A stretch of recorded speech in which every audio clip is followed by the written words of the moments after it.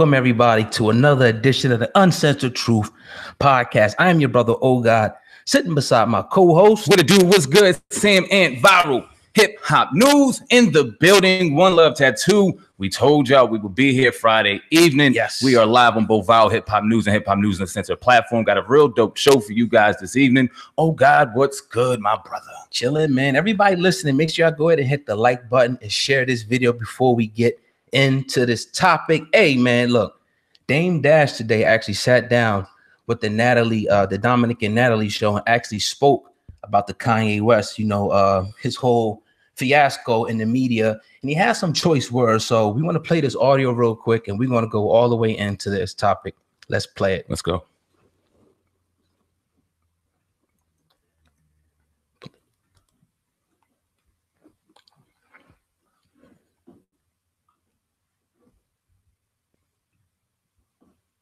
You got it? Oh, I thought you were doing it, brother. My bad. Here we go, right here. I got it. I think it's very clear that there's an imbalance, and I don't think people should take advantage of the imbalance just to, bring awareness to their platforms. Could you be more clear on the imbalance? Where was between? He's already said he's bipolar. So when you give a bipolar man a mic, I don't know what you expect. You know what I'm saying? Like I don't think it's fair. He said it on television, like he's on Met. So what else is there to talk about? As it relates to that? Like it's not stuff to fuck with a sick man. Yeah. So it's funny, like the press, if they know someone's gonna say something stupid, they quick to pass them a mic and put a camera on them and everybody talk about it. But they're not so fast to do that when they know someone's gonna say something smart, because ain't nobody throwing me a mic. Mm-hmm. You don't see them running around like, oh, Damon got a diabetes network. Oh, Damon got a movie studio. He got 3 movies. He's an independent movie studio on his own. He got a streaming service. But who did not pay your bill? Or let me go to court. You understand? And then y'all rock with that, man. And that's how y'all empower people, or give people with negativity a platform to be contagious.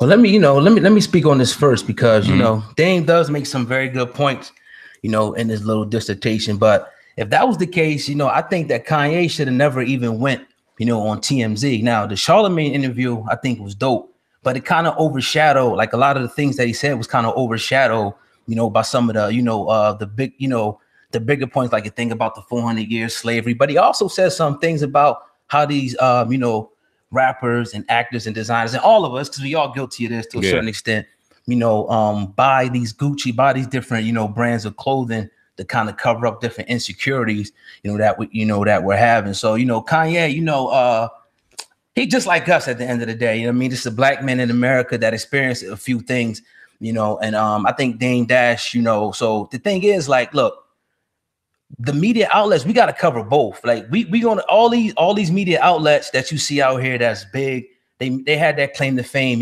covering, different, feuds and beefs between different celebrities and everything. That's a given. But what we do, we make a balance of the two. We do the stories, about different, business transactions, about people, that open up different marijuana dispensaries, or, people that open up schools. We balance it out, right? Because it has to be an equal balance. So I agree with Dame to a certain extent, but we got to stop once again empowering these media outlets that we call culture vultures, and stop complaining when they blow up and get big. Come to the people who are real about it, and I'll stop complaining. Facts. Now you made a lot of good points. I'll chop it up a little bit. You first brought up Kanye West and the conversation he had with Charlemagne. Now people don't realize, because they cut and chop up excerpts 30 seconds, 45 seconds, a minute long, and then they run with that shit like wildfire. But that was an hour and some change interview. Like, he went into depth. He talked about his money situation, how he went into debt, how that stressed him out. He talked about his mother a little bit. He talked about his relationship with Jay. He talked about, like you said, the insecurities, about how we as blacks and minorities kind of run and chase the name brand things, the sneakers, the jewelry, the hats, the Gucci, et cetera, to kind of sit in a status quo, so to speak, on the pedestal of, look at us, we look great, this is our level of excellence in finance. And it really doesn't really mean shit at the end of the day, because none of that appreciates for value, and none of that you could take what you would give to your kids at the end of the day. And it really speaks on what Kanye was talking about when he made the analogy of 400 years of slavery was a choice. It goes hand in hand. He just said it in a fucked up way. Now, in regards to what Dame Dash said, in saying that the media is out to get Kanye West based off of his bipolarism and things like that. Well, like you said, he shouldn't have been on the mic.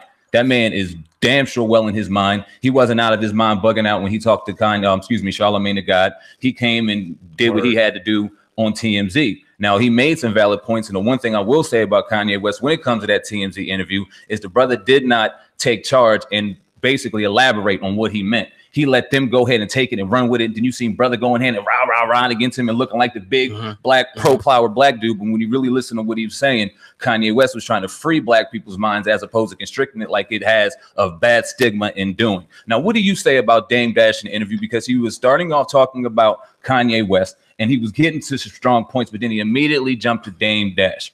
It immediately started talking about Dame. What do you think about that? I get it, because on some real live, it's like that's a lot of the outlets do. You know what I mean? They do highlight that most of the time. You rarely see like those outlets that do articles, you know, on Dame Dash, you know, his movie studios, you know, his book, even Culture Vulture, which is an excellent, you know what I mean, book. And a lot of people, even Charlamagne and God just posted a picture, you know what I mean, with that book. So you like the knowledge and stuff is spreading, you know what I mean? But that's why, you know, you got to support the real. Go to hiphopun.com. We got all different types of articles. We got a whole hip hop business section where it's just nothing but business, like articles about like people like Master P, you know, Nipsey Hussle.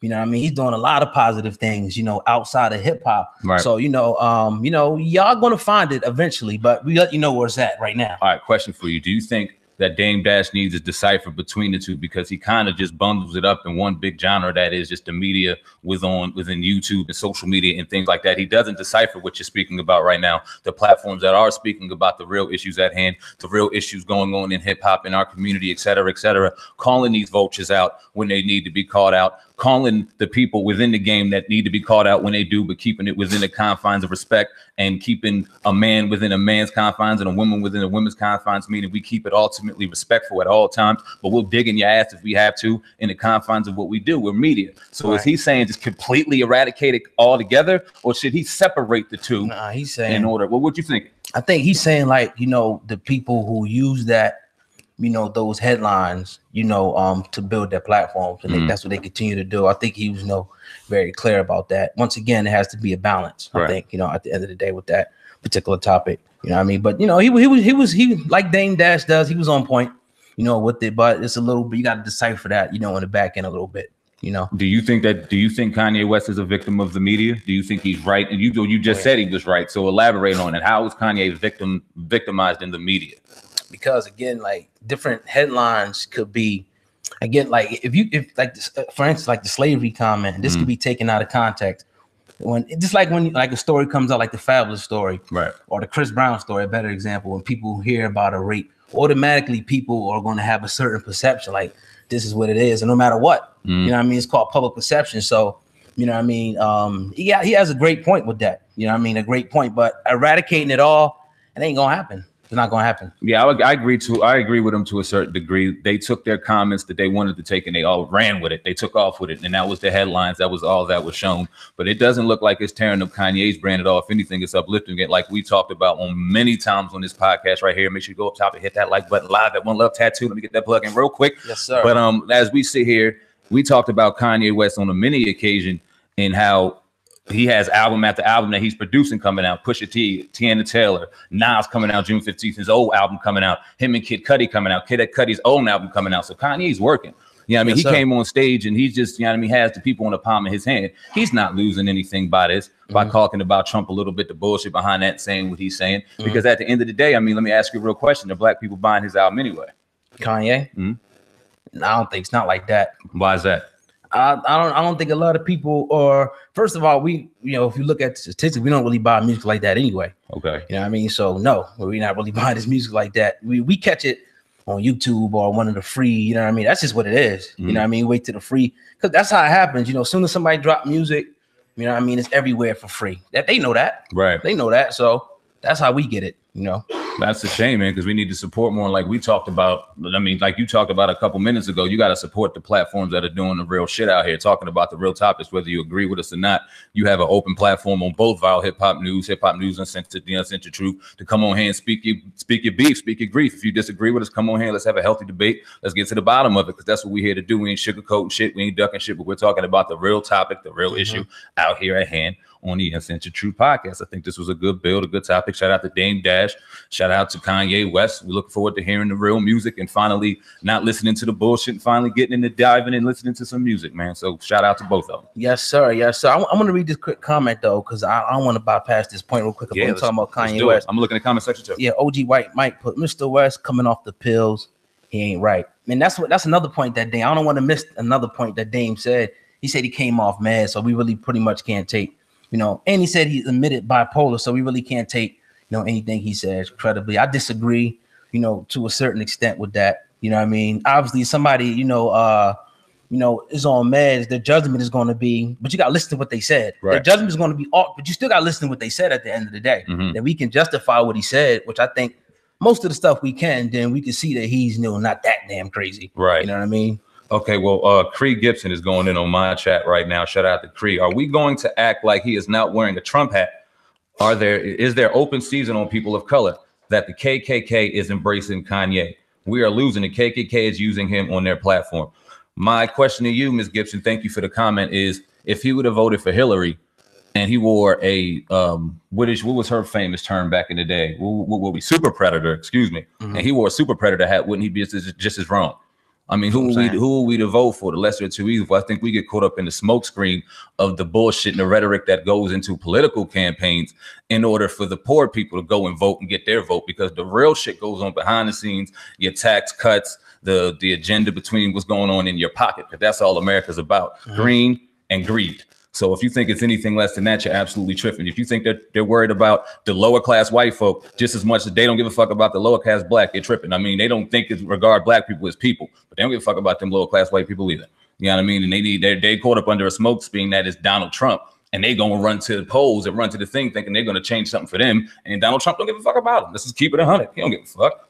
We're in danger. Okay, I think that we are in danger, but let's talk about the real question. Why are we in danger? I think self-hate has a lot to do with why we're in danger. I think we got to just take, everybody's going to take different things from it. What I took from it, is to, one, to think, freely think outside the box, man. And, to do for self is what I kind of got from the whole, thing. Everybody's going to take different things from it. You know what I mean? So definitely. But you listen to the Uncensored Truth podcast with your brother, God. Yes. Hip Hop News, Uncensored, and Sam, and Viral Hip Hop News. Everybody watching on both platforms, I encourage everybody to go ahead and hit the like button and make sure you share the video. We're going live at One Love Tattoo Shop and Art Gallery, 710 East Landis Avenue in Vineland, New Jersey. We in Jersey, we in the building. Let's go, Sam. What you got over there, man? I love it, man. Real quick before I get on to the exhibit story, because we got something cooking over there. Y'all see the background, y'all see the artwork. Right after this podcast, make sure y'all stay tuned to the Uncensored Truth, because we will be going live for a tattoo session and a real hip hop conversation with the owners of One Love Tattoo, Vanessa and Angel, my family. That's just going to be real hot and loud. Make sure y'all stay tuned for that. So next on the pot, we got Exhibit, man. Our boy Exhibit. Y'all remember Pimp My Motherfucking Ride? Zoom, zoom, zoom, zoom. I ain't really heard his music, but Exhibit is out right now. He has a cannabis shop, and unfortunately, he's being sued right now. Plaintiff, I don't know his first name, but his last name is Lee, alleges that he began using brass knuckles vaping cartridges in July 2016. Give me 1 second. Let me get y'all up on the story. Get y'all away from us real quick, and I'll get back to my 1, 2, 1 second, guys.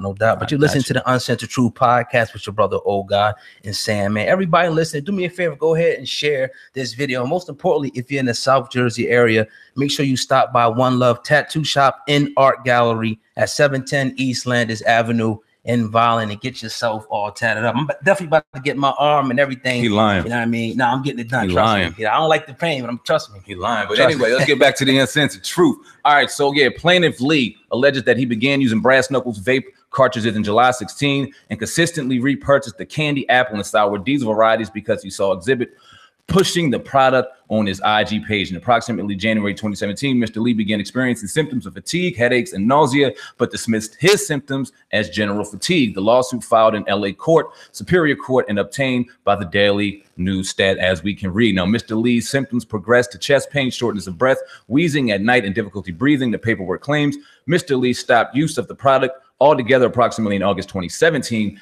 as his symptoms abated. In September 2017, Lee conducted an independent lab test on the candy apple line at Steep Hill, and received a report that claimed the product had detectable amounts of pesticides, including bivisinate, oxazole, excuse me if I'm mispronouncing these words. I don't do fucking anything unnatural. You heard? But the 22-page report obviously claimed it. You see the things right here on your page.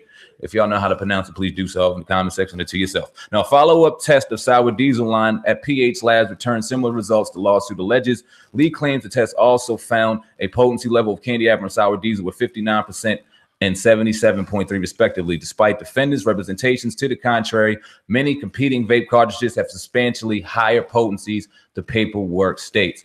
A rep of Exhibit did not immediately respond.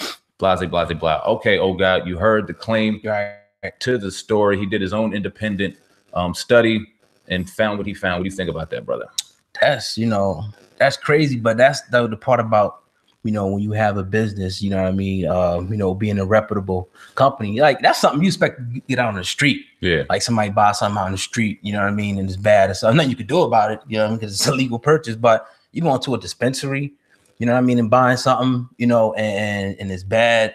That's not a good look, man. That's not a good look at all. And people, medical, they having symptoms like that. Somebody gets hurt, somebody even dies or something like that. Now you got something, your business is pretty much done at that point. The lawsuit's going to be so big, it's going to wipe you out. So, you know what I mean?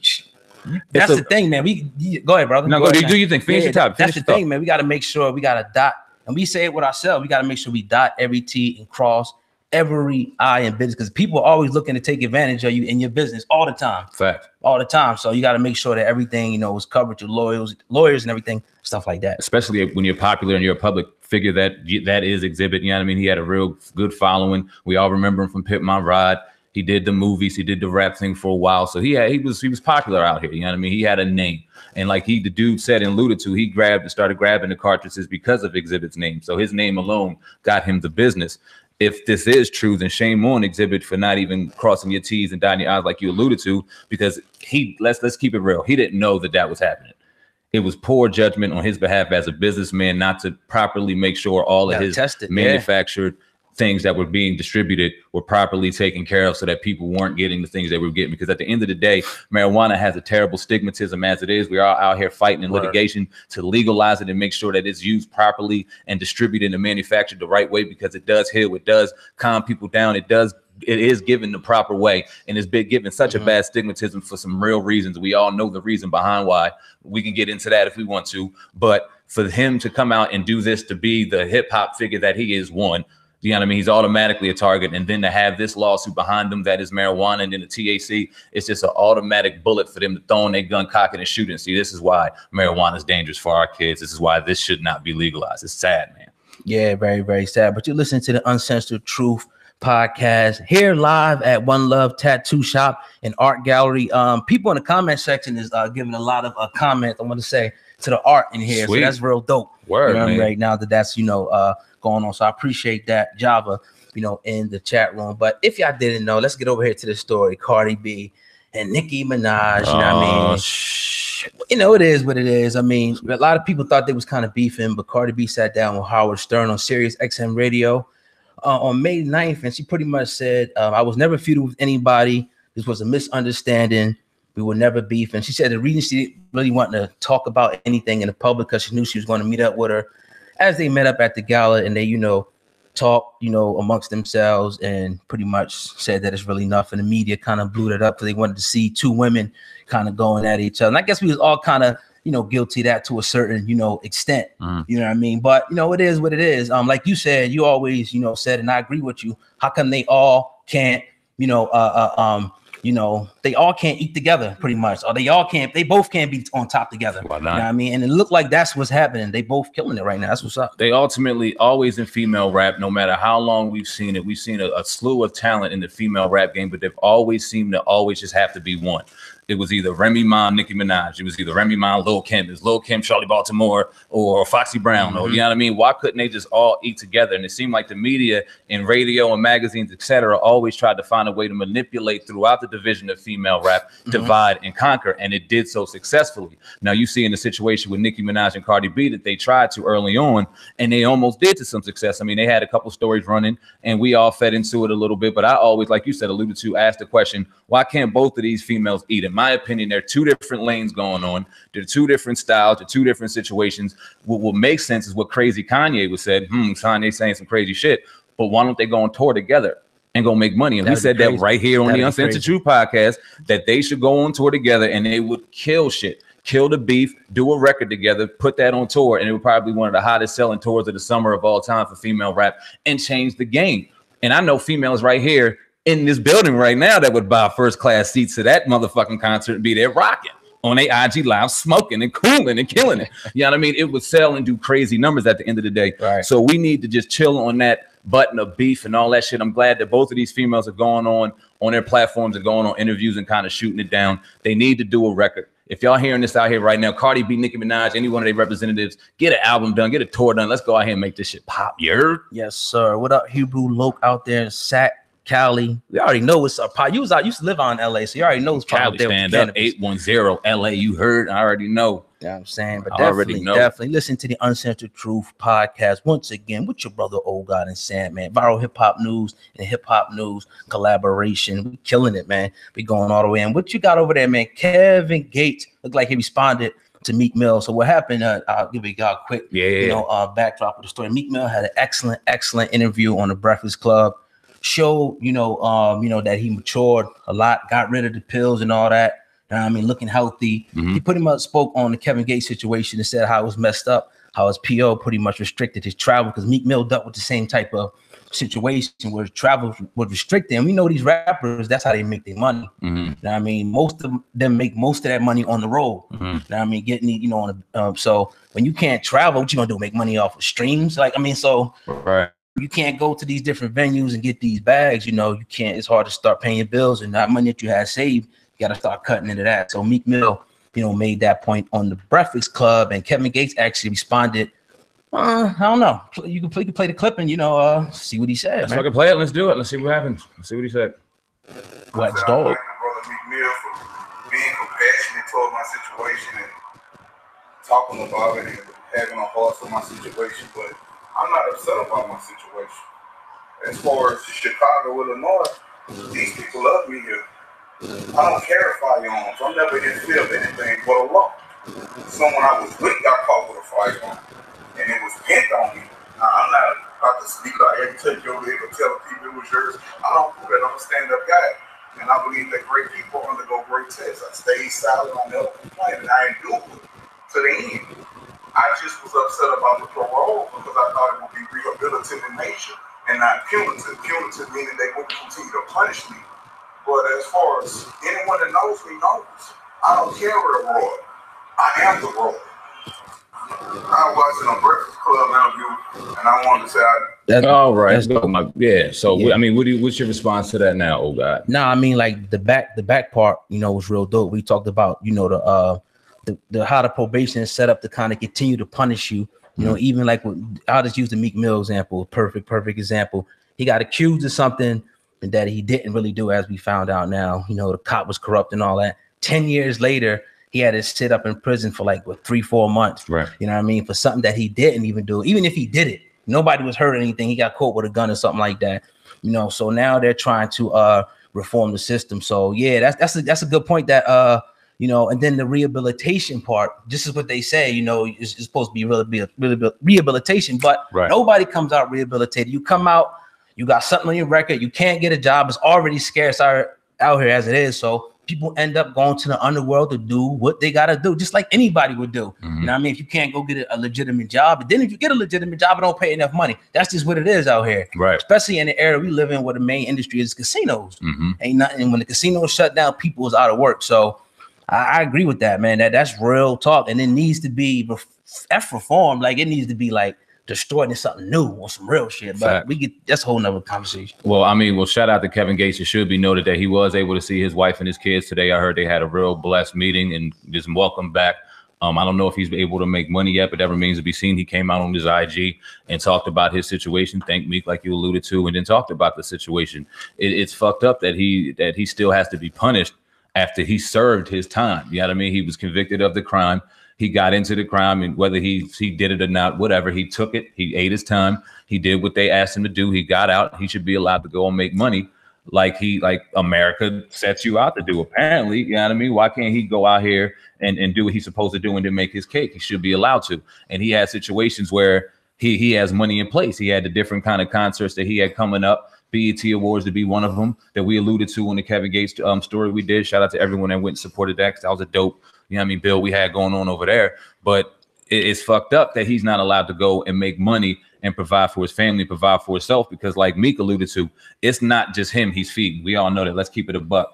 He has his kids, he has his wife, you know what I mean? Who knows? We're not going to get into his business, but we all know once you start getting a little couple of dollars that you ain't just taking care of just you and yours. You got a wide tree that you're taking care of at the end of the day. So they need to get that brother his money, make sure that he's able to go and provide for his family. Shout out to Kevin Gates, always kind of giving some words of wisdom and throwing them gems out. You know what I mean? One of those real eclectic souls and speaking those words like that all the time. Nothing surprising out of Gates, you heard? Yes, sir. We are live at the One Love Tattoo Shop and Art Gallery in Vineland, New Jersey. Man, I'm souped to be in the building. Y'all know that's a Jersey word, soup. We souped up to be in the building. Soup. You know what I mean? In Vineland, you know what I mean? South Jersey, you know what I mean? You know, doing some big things, man. A lot of good people came through, you know, the shop, you know, to get tatted up. So, you know, it's an honor. Hopefully, you know, we will be back here, you know, on a regular basis, you know, and be all around here. And stay tuned, though. Right after this, we definitely going to be live and talking with the owners. And we're going to talk about some of the struggles and stuff that they had opening up, you know, their business, you know, in this city, you know, and their opening date and all that. So if you're in the South Jersey area, we definitely want to come slide down here, man. Definitely. It's gonna be a real dope bill here at One Love Tattoo, 710 East Landis Ave in Vineland. You hear me shout it out often, every podcast. These are my people. This is my family over here. We build in big business. We don't just talk about it. We be about it over here at the Uncensored Truth Podcast. Sandman, Oh God, Viral Hip Hop News Uncensored. We appreciate everyone that's out there watching and just enjoying the build. Like Oh God alluded to, we're going to go live with the tattoo artists and mogul themselves, and we're going to get some good conversation building going on. They had a lot of different rap talent going on. This isn't just us talking to friends. Right. These people are out here building. These people are out here doing big things within the hip hop and art culture. They need to be highlighted. This is going to be real dope. Oh God, I can't wait. We're going to break this down and get it set up. Let's get it popping, man. I'm souped. Let's do it. Let's go. Everybody watching, though, man, go ahead and hit the like button for me. Make sure you hit the like button. Everybody's going to watch in the future. Go ahead and make sure you share this video on all your social media platforms. That definitely helps the message get out. Other than that, man, there's nothing really up to do but to get to them. We want to talk to them and see what they got to offer. You know, I want to hear their story, man. So, you know, I appreciate this, you know, opportunity to be in this building and to have this partnership and watch this thing grow. Yeah, man, we taking over. Like we said, man, I ain't gonna keep it long. Make sure you go up top and hit that like button. We're gonna show off some of this beautiful art in here. We're gonna get it popping. We taking over the game, man. Viral Hip Hop News Uncensored, the Uncensored True Podcast live at One Love Tattoo. Y'all stick around. We about to get back on y'all. We love y'all, man. We out of here. Yes, sir. Peace to Wax. Peace. Everybody, Hebrew Loke, everybody in the chat room. Full Southern Charm. Yes. We definitely appreciate y'all. Sorry I didn't give it a call out everybody, but next time I will. We out of here. Peace.